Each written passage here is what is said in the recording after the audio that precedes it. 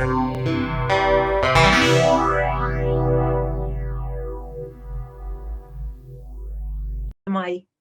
talk is titled Trust in the Heart. It is on trust in the heart and a few other things. And I've noticed that some people are able to very elegantly read their talk off the screen. I'm not I'm not in that category, so I rely on paper, bits of notes on paper. And I was thinking, well, you know, there's always the danger that your pile of notes falls off and you have a jumbled mess to sort out. But at the moment, anyway, for me, a more terrifying prospect is some technical hitch, or I lose my place on screen and so on. So it is bits of paper. So yeah, bear with me.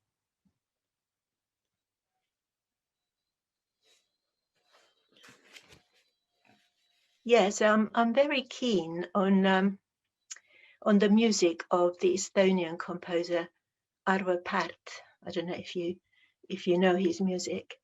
A lot of his music recently, anyway, is for the voice and set to religious text, Christian texts. He's a practicing Orthodox Christian himself, and there's this composition of his called Adam's Lament, and the text comes from writing by Saint Silouan of Athos, who was well,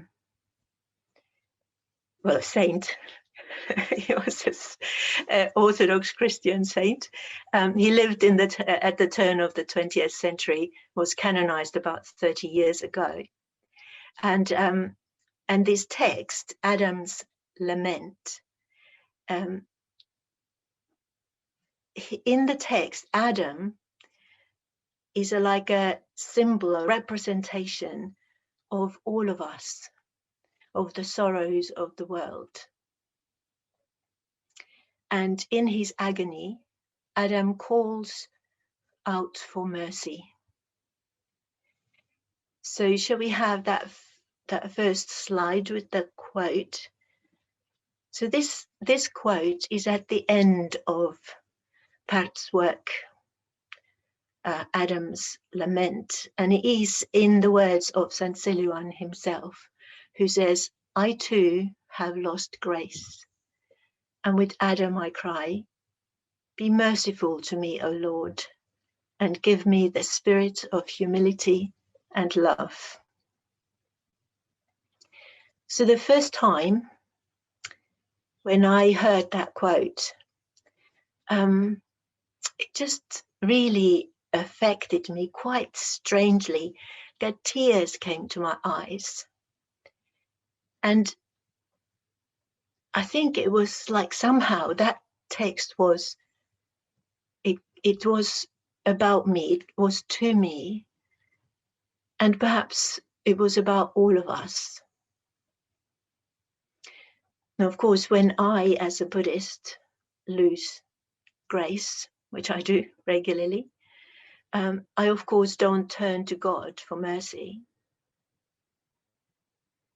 But I do turn to something that is greater than this small self, something bigger than myself, even something that's perhaps part of myself, perhaps even my own heart. So I turn to something for mercy, for the spirit of humility and love. Thanks, Germany.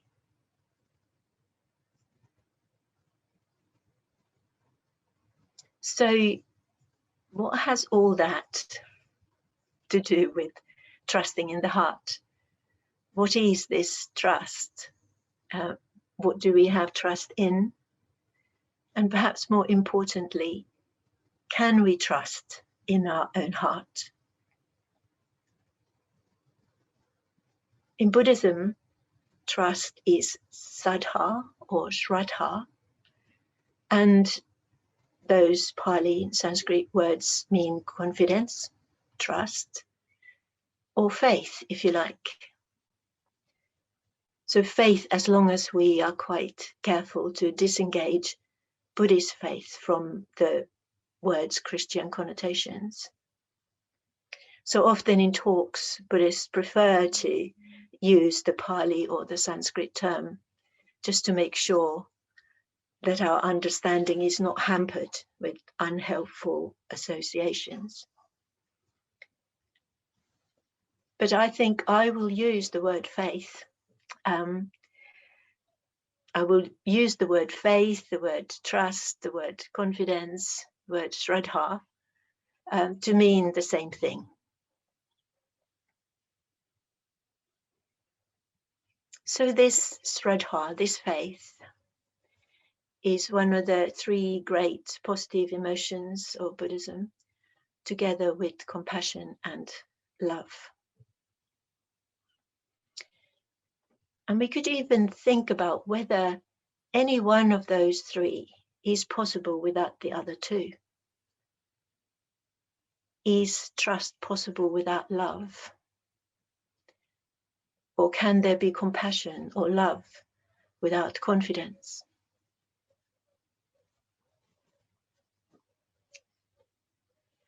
And faith is the emotional counterpart of reason. And it's also the coming together of reason and emotion. And I'll come back to that a little later. So as Buddhists or people exploring Buddhism, what do we have trust in? And we trust in the three jewels: the Buddha, the enlightened being, the Dharma, his teaching, and the Sangha, his followers who have attained a level of insight. And faith is what motivates the spiritual life. So let's again just check that out in our own experience. What do we think we are motivated by in our meditation practice, in our Dharma study, or our Dharma reading? And my guess is that it's not obvious that we are motivated by faith. That perhaps faith is our underlying motivation. But I think it probably manifests as perhaps friendship or interest and curiosity, or a sense of discovery or freedom. So I think this is worth saying, just to encourage you not to just accept what you hear or read. Our Dharma practice becomes enlightening, with the small e, at the point where everything is open to questioning. Open to questioning in our own experience. When in a way we stop hoping that we'll hear or read something that acts as a kind of magic spell to open the door to understanding. But instead, we move towards trusting the heart.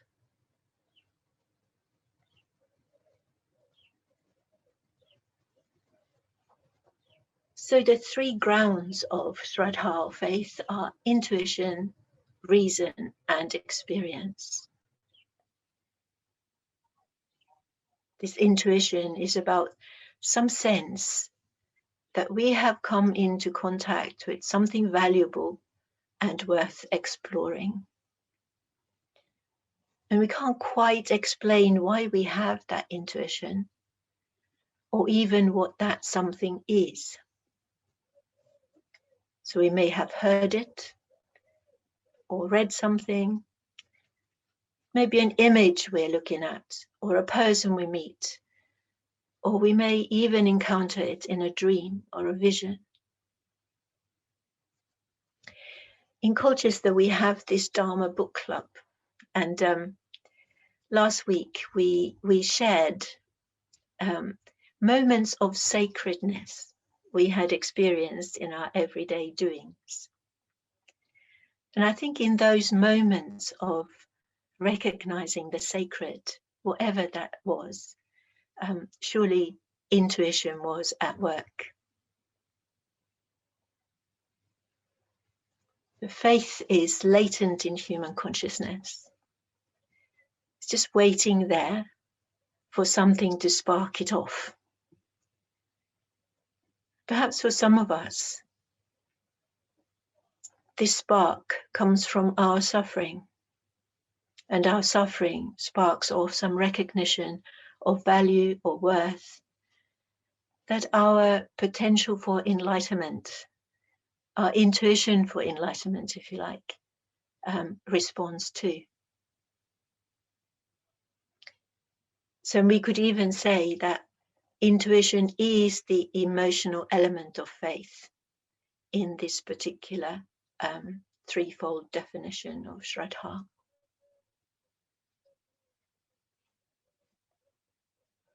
Then the ground of reason requires us to check carefully the basis for our trust and confidence. And essentially, that is the underlying reason for having Dharma study in the various groups, Mitra study, post-Mitra study, women's group.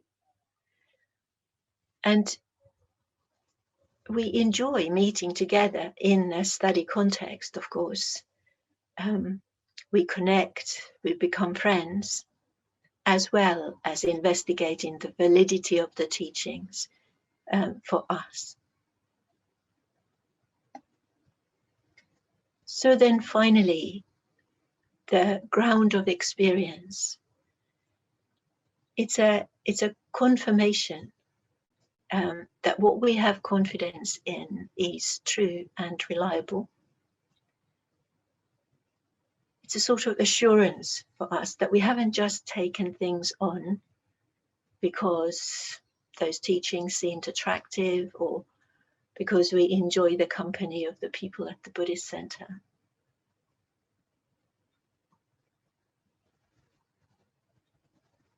And faith expresses itself in humility, gratitude, and devotion. So in that quote from Saint Silouan, he prayed for mercy, humility, and love. So are we, or more importantly, are we willing to be humble, grateful, and devotional? What are we grateful for? Who are we grateful to? And how does our devotion express itself? So I've explored a little, just a little, what trust is and what we have trust in. But at the start, I said that perhaps the more important question is, do we and can we trust in our heart? And what is this heart anyway?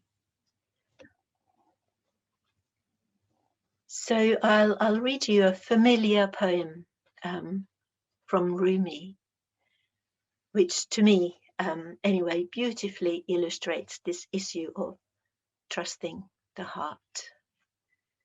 So it's a poem called A Small Green Island. And I hope you'll be able to see it on screen shortly.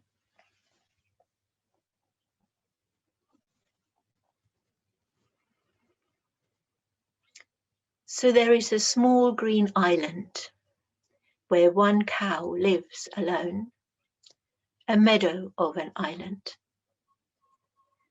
The cow grazes till nightfall, full and fat, but during the night she panics and grows thin as a single hair. What shall I eat tomorrow? There's nothing left. By dawn, the grass has grown up again, waist high. The cow starts eating, and by dark, the meadow is clipped short. She is full of strength and energy, but she panics in the dark as before and grows abnormally thin overnight. The cow does this over and over, and this is all she does. She never thinks, this meadow has never failed to grow back. Why should I be afraid every night that it won't?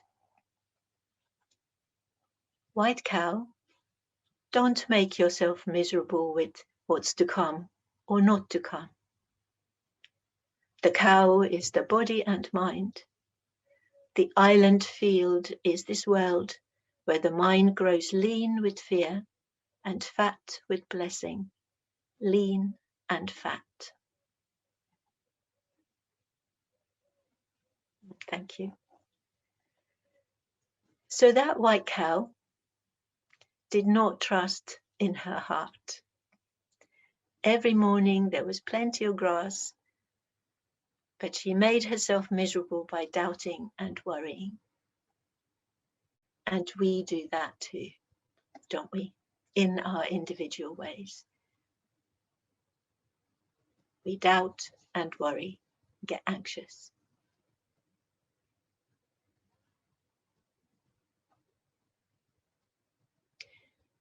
Anyway, let's just be careful that we don't cultivate any kind of blind faith or unthinking trust.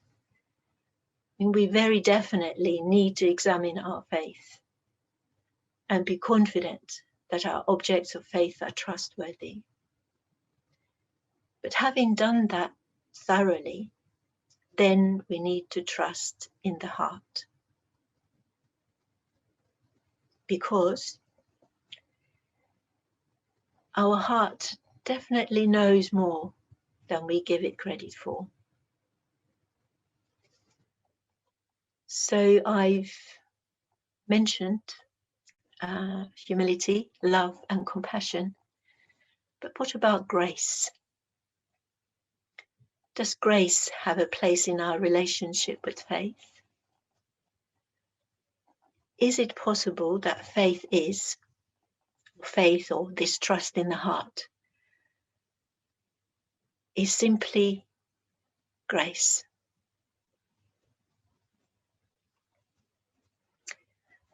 So I hope that I've raised more questions than I've given answers. That's just how it should be. And even if your only question at this point is, what on earth is she talking about?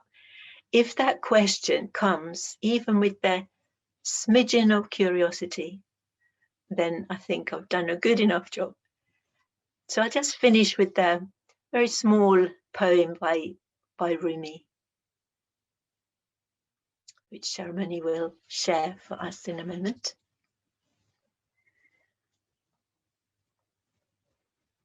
So we have a green-winged longing for the sweetness. So let us begin the journey home with love and compassion for guides and grace protecting.